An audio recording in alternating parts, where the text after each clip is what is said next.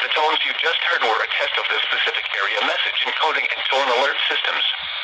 During dangerous weather events, NOAA weather radio receivers can be activated by these systems. A message with information about a watch or warning would follow. Tests of these systems are normally conducted by the National Weather Service between 11 a.m. and noon each Wednesday. If there is a threat of severe weather, the test may be postponed until the next good weather day. Repeating, this was a test of the specific area message encoding and tone alert systems.